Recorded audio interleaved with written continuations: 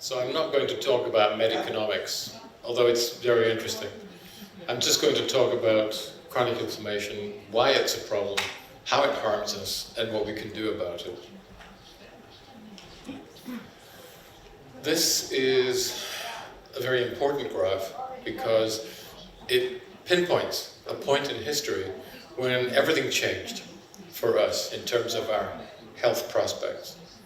Up until about 1950, most of us were killed by infectious diseases, or rather smaller numbers by parasites.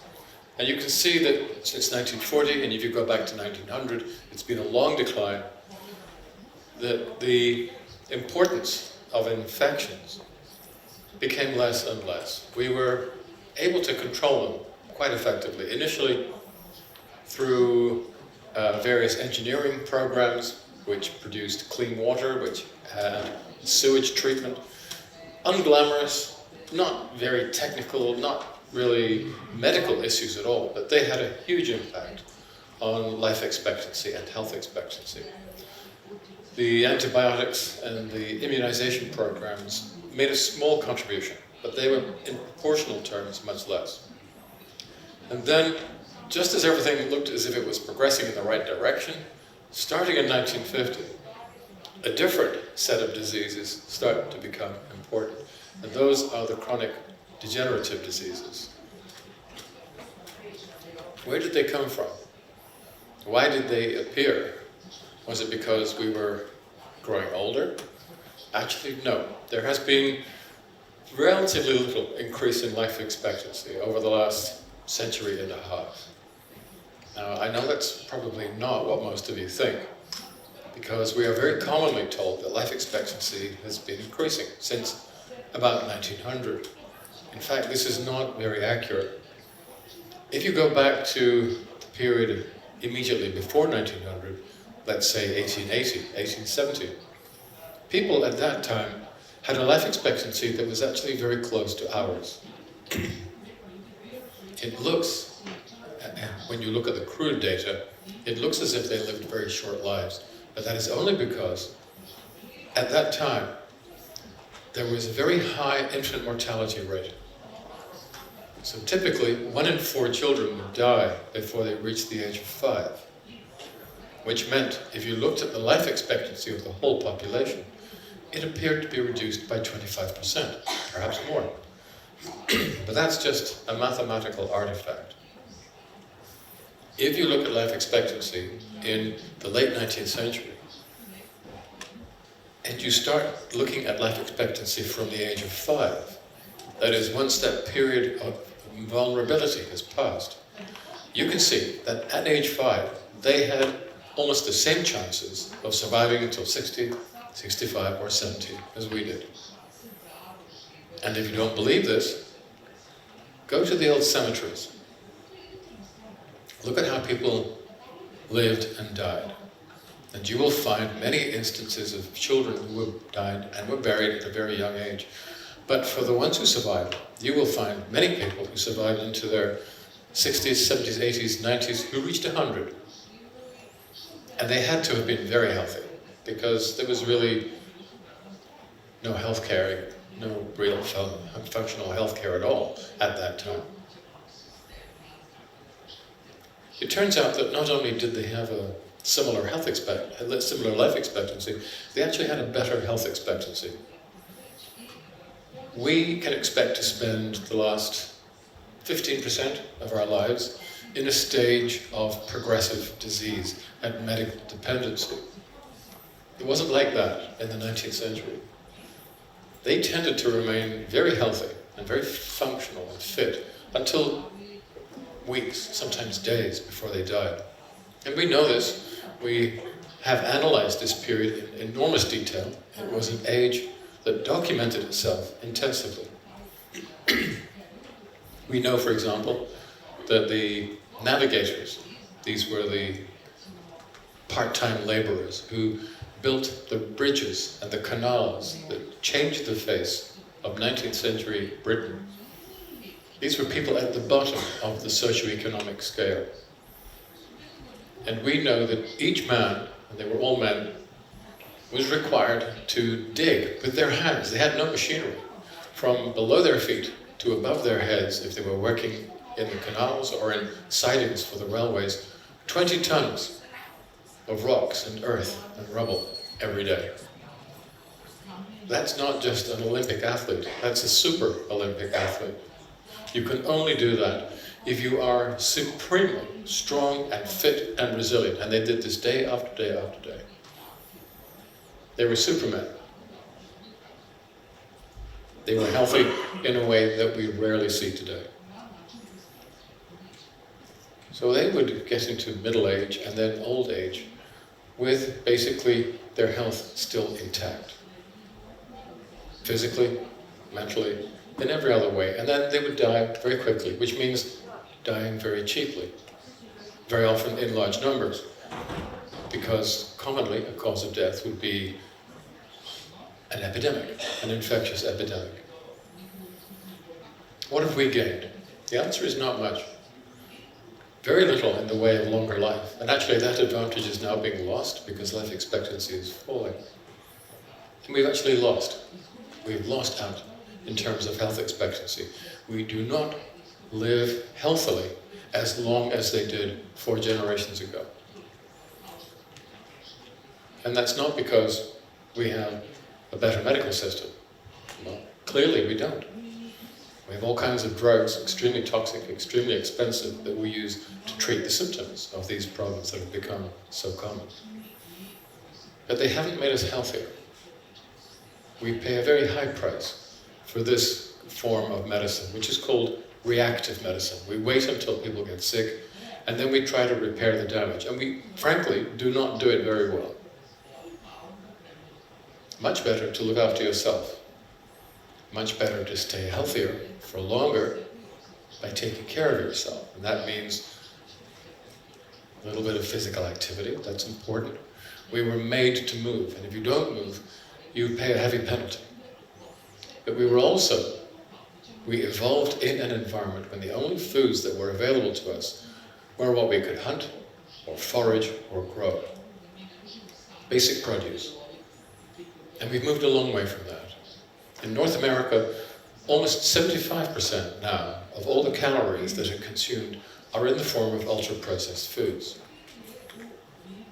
In Britain it's about 55%, in much of the rest of Europe it's between 45 and 40%, but it's increasing. And the interesting thing about these ultra-processed foods is that they were first introduced about here. Now, if these foods were really toxic, you'd start seeing an increase in deaths right away. And if we had seen that, people would have realized this change in the diet is really damaging. We'd better not do this. But what we have found is that the damage caused by the modern diet develops very slowly over periods of many years. And from here, given the fact that these foods were introduced around about here, we can see that it took about 10 to 15 years for the effects to first start to appear. And it is these ultra-processed foods that are making us so ill, which has created a situation where we now understand that in order to help you to be healthier, you don't need more drugs. What you need is to restore what has been taken out of the diet. Go back to where you were. Go back to where you should be. And everything that we do has been designed to put your metabolism in a time machine and send it back 150 years back to a time before these food products were first manufactured. Back to a time when we were eating basic, simple foods, fruits, vegetables, whole grains, meats and fish. We were designed to eat all of those things. We are opportunistic omnivores. That is our evolutionary strength. Take the panda, for example. All it can eat is bamboo shoots. Cut down the bamboo grove, the panda has nowhere to go. We're able to eat almost everything. We can eat bamboo shoots. If you like Chinese food, you probably have eaten them. But we can eat the panda as well, and everything in between. We have a metabolism We have a metabolism, and we have a gastrointestinal tract, and we have dentition that all say the same story. We're designed to eat a very wide variety of basic produce. That is what suits us best. That is what they were eating in the 19th century, which is why they had such extended good health. And all the things that have been taken out, that is what we are trying to put back in. Now, the pharmaceutical industry has failed.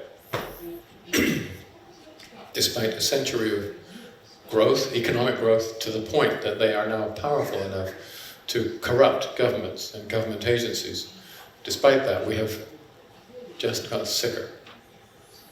The food industry, they aren't helping us. In fact, they are a large part of the problem. The supplement industry has been a complete failure. Look at the two major categories of supplements. One is fish oil, the next is multivitamins and multiminerals. These are billion-dollar industries, and they have no effect whatsoever.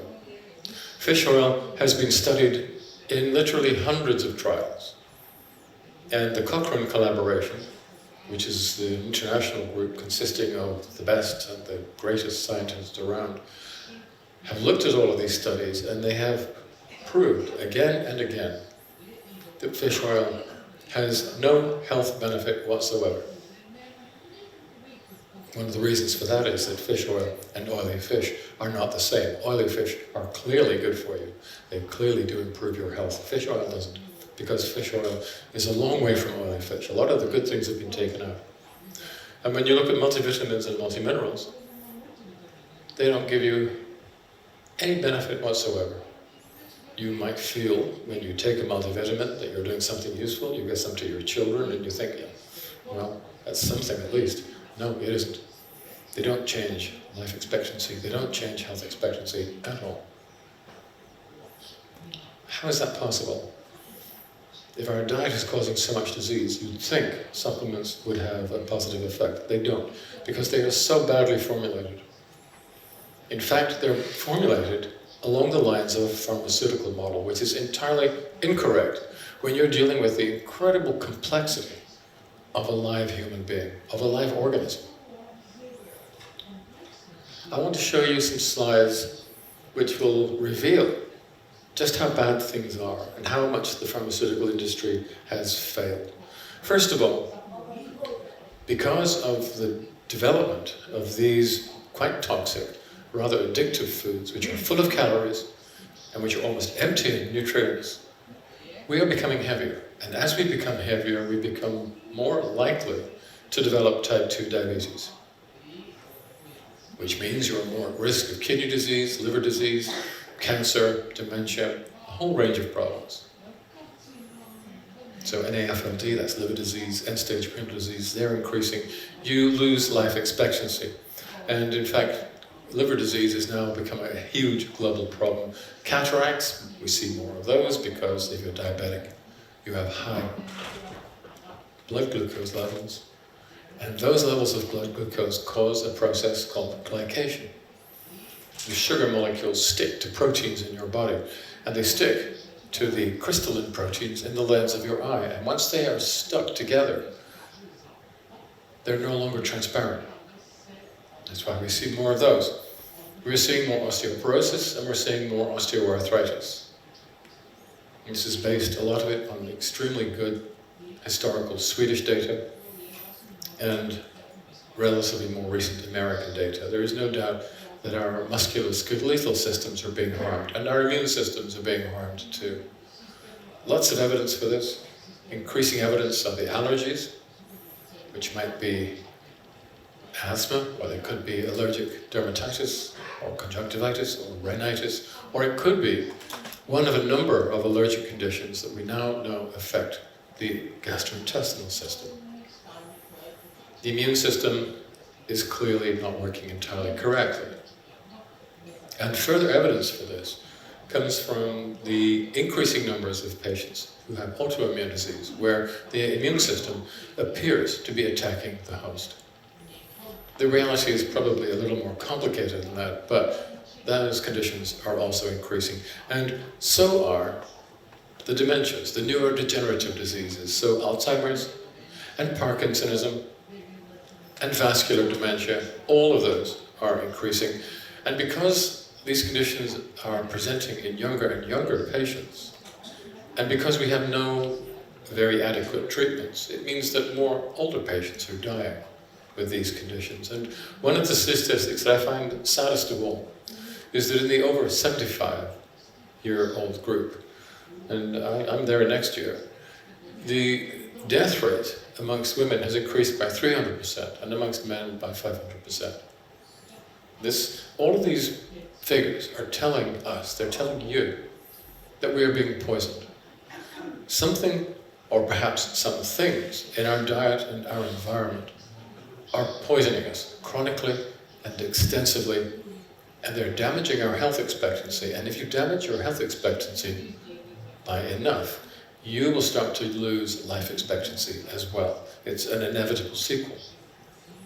So more dementias, and we're seeing an increase in dementia to the point that it's quite clear we do not have enough resources, we do not have enough healthcare facilities, we do not have enough support staff to provide the help that will be needed to the increasing number of people in Europe, but this is global as well, who are moving towards dementia. This is a ticking time bomb, and the pharmaceutical industry is not helping. It is not helping at all. We're seeing more children who have neurodevelopmental problems. So these are, as you know, autism, ADD, Asperger's, dysphasia, dyspraxia, there's others. You might want to include borderline personality here, possibly schizophrenia seems to have some characteristics which are similar to this, even a decreased seizure threshold. A lot of these conditions appear to be interrelated, and we're seeing a worsening of the picture with all of them. Which leads me to believe, if the environment that we're living in, that we have created for ourselves and for our children, is so damaging that it is degrading our brains, making them less able to function correctly at the beginning of life and at the end of life, what is it doing to those of us who are in the middle? And if you've heard me talk, if you've seen some of my videos, you know what's coming next. It's that slide. And this is another piece of data that really worries me. It's a meta-analysis, a study of studies carried out by a group of scientists, one of whom I know and respect. I don't know the others, but I think they're quite good. And what it shows is that since 1950, we have lost, it appears, on average, 15 IQ points. And actually, this line goes back for longer than that. This particular way of studying IQ was started in 1898. And we have studies, we have results from studies that were carried out at that time. And we have been progressively becoming more stupid since about 1900. Progress? Maybe, but it's in the wrong direction. How many of you have seen that film, Idiocy? It's a good movie, huh?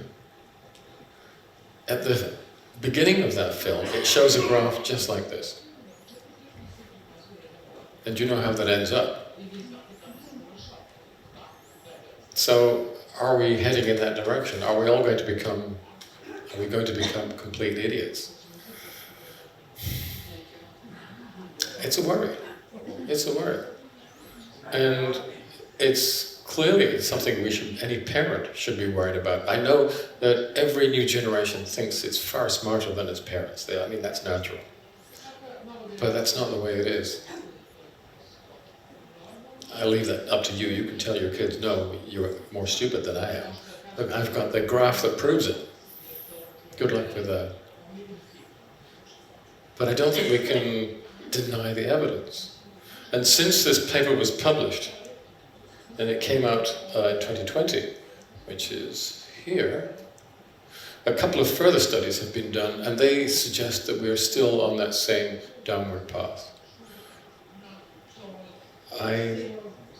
Homo sapiens is becoming less sapient, and that should be a worry to all of you. It's got to the point that the Centers for Disease Control, CDC, in the United States, has actually had to change its developmental milestones. In other words, they say that a child should be 2 years old and achieve these types of goals. And what they're now saying is, no, it's okay if the child is 2.5 years by the time it is able to achieve these goals. The whole process is being slowed down. Part of that was COVID and the issues of masking and lockdowns, which created problems with socialization. That's probably a part of it, but there's something else going on here as well, which looks as if it's part of this generally negative trend. And then we have to worry ourselves, we have to think about this problem of our children, but how many will there be? Because clearly we are losing fertility. Now you might say that's a good thing. You might say that perhaps we're a little bit overpopulated and some degree of population control is a good idea. And then there will be reasons. You may have absolutely legitimate reasons for deciding that you do not want to have children, and I respect that. Those are individual decisions. But there is clearly a biological shift taking place here as well. So this is another meta-analysis looking at sperm counts from the period 1970 through 2010. And in that time, what we've seen is a very, very significant decrease in viable sperm counts, almost by 2/3, with one exception. And the only place we don't see it, and that's, I don't know if you can't see it on this screen, but there is another line here, which has been made absolutely invisible. And the only place where sperm counts have been static or possibly going up, the only continent is Africa. And Africa, not by coincidence, is the only continent where you haven't had complete penetration of the market by ultra-processed foods, where more people are still eating a rather more traditional and basic diet. They are not being affected in this way. One of the sequelae to that, of course, is we've taught, you're seeing very substantial increases in population in countries like Nigeria, but in many other African countries as well. And this is one of the factors that has led to the enormous changes in the population shifts, illegal immigration, or migrational changes, whatever you want to call it, which is at the moment creating enormous problems in Europe. Again, I don't want to get involved in the politics of all of this. There are some legitimate reasons, there are many reasons which clearly are not, and to some extent this is a sequel to the fact that our birth rates are collapsing and theirs are not. Not only are we seeing more and more men who are subfertile or clinically infertile, we're seeing men who apparently appear to be less masculine. So there's a whole generation of what they're called soy boys or metrosexuals. Again, I make no value judgment, but realistically, in real terms, we find they have lower levels of testosterone. If you have chronic inflammatory stress, amongst other things, it reduces the testes' ability to make the sex hormone testosterone. And testosterone does a lot of things. It has some good sides and it has some negative sides. But it is one of the key features of masculinity. And this is now changing. This substrate is changing. And paradoxically, at the same time, in women, the changing diet and lifestyle is leading to an average increase in testosterone. So this is a very difficult, very politically loaded area. But men appear to be becoming less masculine. Some women appear to be becoming masculinized in some ways. And I think it's no coincidence that we see more gender dysphoria now than we have ever seen before. Again, this is not merely a question of changing hormone levels, but it seems to be playing a role. Chronic inflammation is also deeply involved in the growth of tumors. It's probably involved in the initiation of tumors as well. And it is certainly involved in the reduction, the inhibition of local immune responses to cancer, which is part of the body's normal defense. If you have chronic inflammation, the immune cells, which are designed to protect you against cancer and stopping it from spreading, can be subverted by the cancer itself. And the cancer will tell them to switch off their aggression towards the cancer and instead help the cancer to grow. if you have chronic inflammation, your immune cells are more likely to do that. And this is one of the reasons, there are others, why we've seen such a huge increase in cancer. So let's take tobacco out of the formula. Talk only about non-tobacco related cancers. And those have approximately doubled since, as you see here, 1950. Other cancers have increased even more rapidly. So for example, certain cancers of the gastrointestinal tract have increased very rapidly indeed, and the lungs, because the lungs and the gastrointestinal tract are, amongst other things, they're two parts of the body which is in very intimate contact with the external environment. So these increases in bowel cancer in young patients are frightening, they're terrifying, a quadrupling in this particular age group since 1995. More evidence that you're being poisoned. More evidence that you're living in a toxic environment.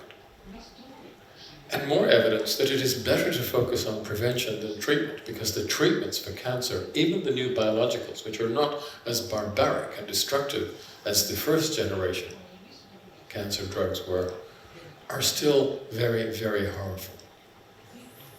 If you are unlucky enough to develop cancer, or if someone that you know develops cancer, and they are given one of the more recent biological drugs to treat this, look at the drug information leaflet which comes inside the box. Then you will find 80, 90, 100 different adverse effects. These are not kind medications. They're very harmful. It would be better if we could reduce the risk of cancer to begin with, rather than treat it with these extremely toxic remedies. And the fact that cancer has doubled since 1950 suggests that if we could identify what it is that's causing the problem, we could cut the rate of cancer in half, and perhaps do better than that. Because if you go back further in time, to 1880, one of the time zones that I studied, you find a cancer rate that is only about 10% of what we see today. And that suggests that if we could identify the factors that are damaging us now, but which were protecting us 2 centuries ago, we could reduce the burden of cancer by 90%. From that perspective, it looks as if 9 out of 10 cases of cancer are unnecessary. They could be avoided if only we could get the basics right. And I think that's where we now are. In fact, all of these cancers are increasing, and they're all increasing in young people. Young, which means below the age of 50, which in cancer terms is young. That means you're being exposed to an environment which is harming you and increasing the risk of cancer, probably from birth. A lot of other conditions are increasing as well, and I don't have time to go into all of these. For those of you who are interested, I do write about these in quite a lot of detail on my blog, which some of you might have visited, I don't know. Actually, I'd be curious to know. I have no idea who reads it. Anyone who has actually read my blog, can you put your hand in the air? I'm so disappointed. I thought everyone would put their hand up. Can I just say, it's not for everyone. It's not for everyone. It is quite technical, and my publisher, who's actually here in the building, has told me that there is something there to annoy everyone. It's not politically correct, and it flies counter to a lot of received medical wisdom. But everything that I do and write is very substantiated. If you've read my articles, you know I try and reference almost everything. And I talk about a lot of these conditions in that blog. So for example, I've written about borderline personality, hikikomori, trauma-induced brain damage, sarcopenia, gout, a lot of those things. There are many, many leads, and they're all blowing in the same wind. They are all telling us the same thing. You're being poisoned. All of these conditions are increasing in frequency, and they are decreasing in latency. We see them emerging in younger and younger groups of patients. And so, what we're doing, instead of trying to understand what's causing this problem and resolving it, we have a healthcare system that operates on a different business model. For them, it makes perfect sense not to cure you, but to treat you with drugs which will suppress the symptoms and allow you to continue. But we don't want to cure you, because once you're cured, you don't need our drugs. So this is a perfect business model. We wait until you get sick. We're delighted that you get sick. And we're even more delighted that now you will come to us and buy our toxic products for the rest of your lives. It is a great business model. And the interesting thing is that the food companies and the drug industry actually have this very unhealthy relationship. The pharmaceutical industry is delighted that the food industry is creating so many customers for the drug industry. And the food industry is very happy that the drug industry is there to cover up the damage that the food industry is doing. And if you take one step back and look behind the curtain, what you'll find is that these industries have a lot of cross-holding. And behind them are a very small number of financial institutions. And I've spoken to representatives from some of those, and they understand perfectly well what's going on. They would prefer you to live in this condition and to be victims and to pay for their business models. They're not interested in the idea of cure at all. If you could heal yourselves, you'd put the drug industry out of business. If you learned how to take care of yourselves medically, the next thing might be, you might start learning how to take care of yourselves politically.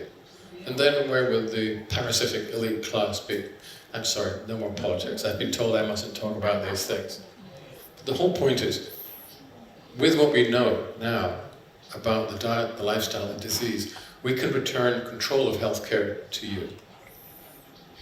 We don't need the current cancer of healthcare that has grown and spread to the point where it dominates our lives and our landscapes. We don't need that. You can do all this for yourselves. And it's just a question of knowing what to do.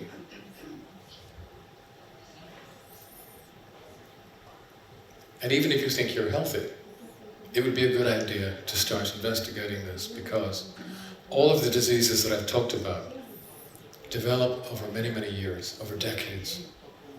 So what that means is, for every person who has actually got to the end of that process and is showing the symptoms, let's say, of cancer or dementia or osteoporosis, there are 10 more people who are in the pipeline, who already have the seeds of those diseases, which are developing in their bodies and which will eventually go on to become clinically significant. Now, this creates all kinds of problems. Typically, you've had this disease, let's say you're developing atheroma for 10, 20, maybe 30 years before you develop angina of effort. Maybe 4 decades before your first heart attack. But that's when the doctor gets called in. But the doctor only comes in when symptoms are discovered. That's a generalization, but it's generally true.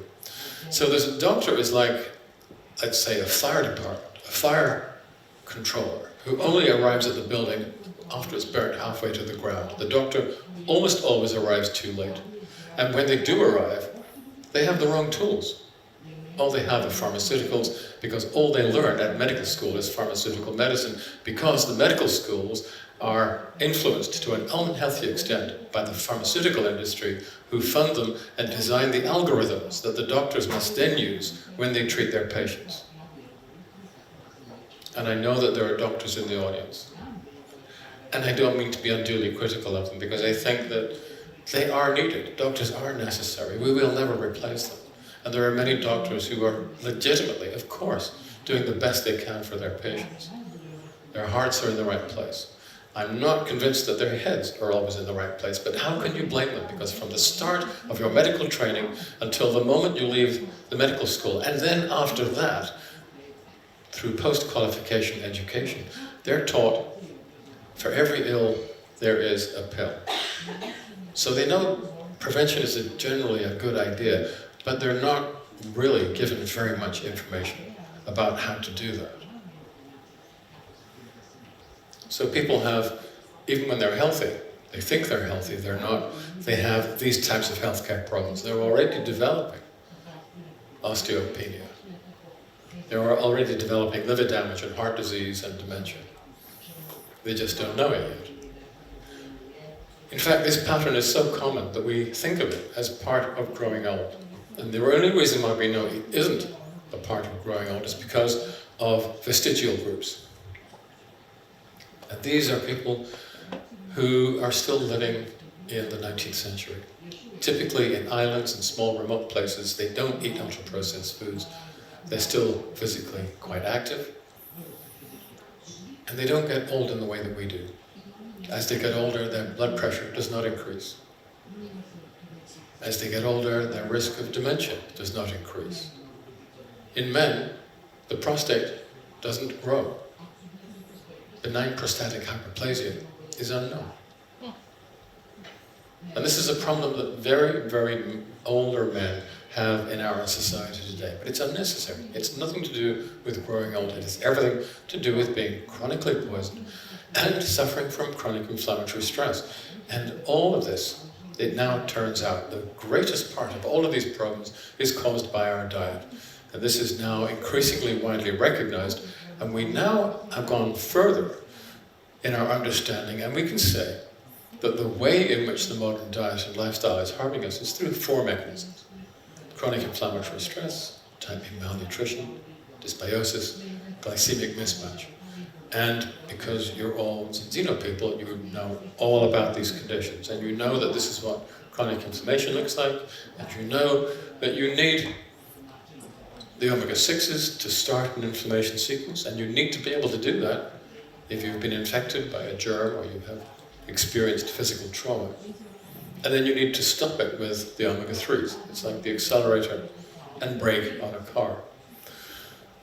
So here's another way of looking at it. This is where in the first compartment you have omega-6s and omega-3s, and if you are challenged, you need to create an inflammation reaction and then stop it.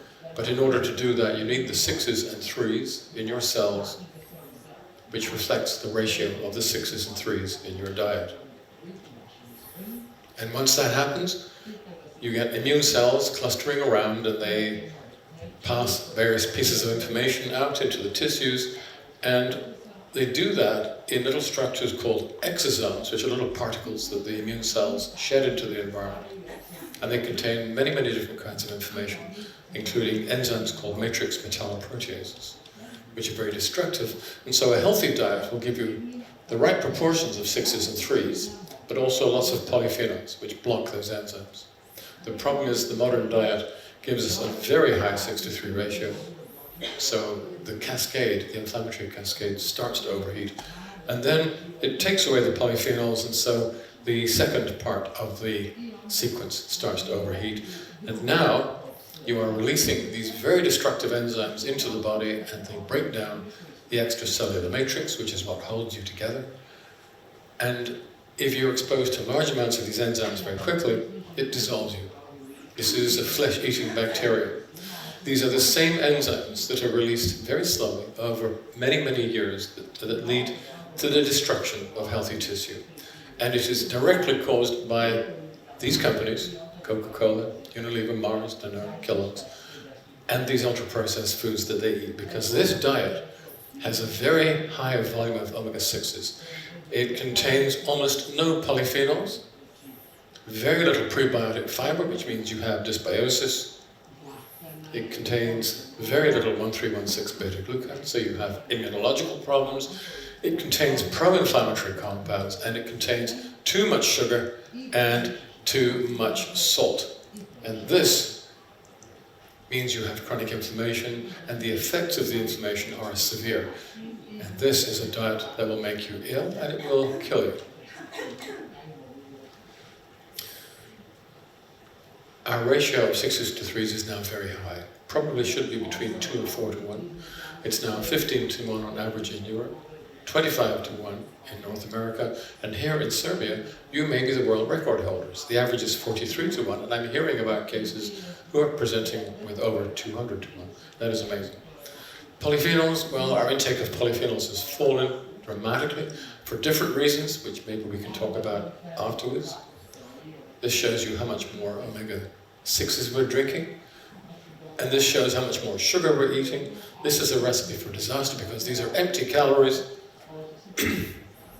and because they're empty calories, they don't satiate. So we eat too much, and this diet makes us heavier, It's designed to be addictive, which is why we do eat so much of them, and it kills us. It increases the risk of cancer, diabetes, all causes of death, and the more you eat of these, the more you die. Also been shown to reduce the risk of dementia and acceleration of the aging of the immune system. In fact, most of the signs of aging, which is why life expectancy is falling.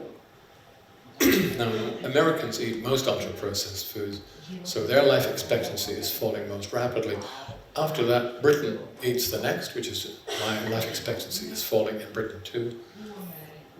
But this is spreading all over the world now because of the aggressive marketing by these companies of ultra-processed foods. The Mediterranean diet, which used to be so healthy, has been obliterated. Now they have the same bad health as all the rest of us. And if you look at life expectancy, which is a crude marker of how healthy a population is, here's America. It was number 13 in the international league tables in 1950. It's now position 53. Life expectancy is falling catastrophically. So for the first time, we can start to break it down to the point where we can propose solutions. So the industrial diet is affecting our metabolism, which we refer to as the metabolome. It's affecting your genetic information. Not the genes directly, but their expression. This is known as an epigenetic effect. It affects the methylation of DNA and the acetylation of the histones around the DNA, which means that you cannot express your genes properly. They are being deformed. And they're being deformed in ways that we now recognize dramatically increase the risk of disease. They're affecting us by these four mechanisms, which I've already talked about. And this situation is made worse by the fact that we have a very low energy lifestyle. We're eating very little because we're so physically inactive. And many of the calories we do eat are empty, which means we have type B malnutrition. We are low in many micro and phytonutrients.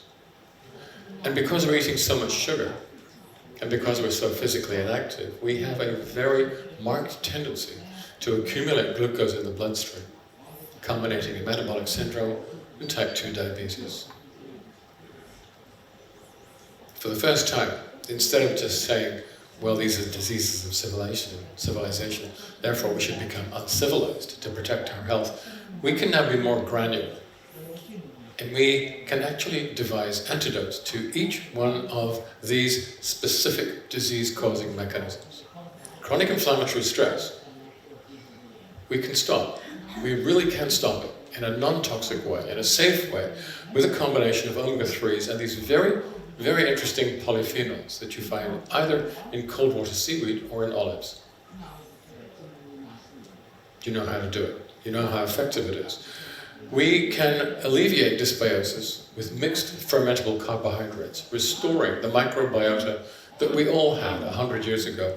We can take your problems with micronutrients and phytonutrients and bring them up to the levels that we see in the blue zones. Not huge pharmacological doses, pharmaceutical doses, but the top of the healthy dietary range, and that's what Extend does. And finally, when it comes to glycemic mismatch, to be honest, the best thing you can do is eat less sugar, less digestible carbohydrates, and take more physical exercise. And it has been shown in many medical studies that even if you have diabetes, you can cure yourself by doing this.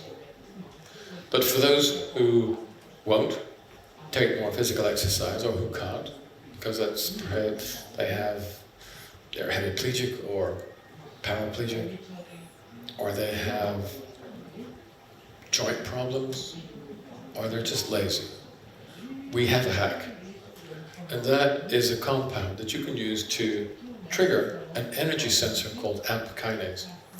If you've ever wondered why exercise has so many benefits, a lot of them are operated through this sensor mechanism called AMP kinase. AMP kinase, once it's activated, does a lot of good things. It makes muscles fitter, it starts to burn deep abdominal fat, it makes your cells more insulin sensitive, it kills cancer cells. It's a really good idea. Taking more physical exercise will do it, but if you can't, we've identified a number of plant extracts that do the same thing. And we're just looking to see at the moment which one's the optimal. The one we really want to use, where there may be a problem because in Denmark there are some regulators there who clearly, I think, have been bribed by the pharmaceutical industry not to license it, which means we can't sell it anywhere in the EU. Maybe we'll just have to bribe them more effectively. Other compounds we're looking at, we're not entirely satisfied with, so this is a problem that is still going on. Eventually, we hope to bring this into the Zinzino family as well. This is what we call the health protocol, and it works fantastically well because it takes your metabolism and sends it back to a time before ultra-processed foods were developed. And if we can bring this one on board as well, then it's going to be an even better version of the health protocol. We're not quite there yet, but we're working on it. This is a really dramatically different approach to healthcare. We're not interested so much in actually treating patients, even although many people do. What we're more interested in doing is helping people to stay healthy. This is not necessarily a reactive form of healthcare, it is a genuinely preventative form of healthcare. And if we get this right, if you go and take this message out, we will absolutely transform public health. All I do is I just work with the ideas. I can't actually do anything else. I just work, in here, and you're the people who are doing the hard work. You're the soldiers, and I can't do anything without you. So I'm very grateful to you for being here and for being a part of our army. So thank you, and I hope there's time for questions.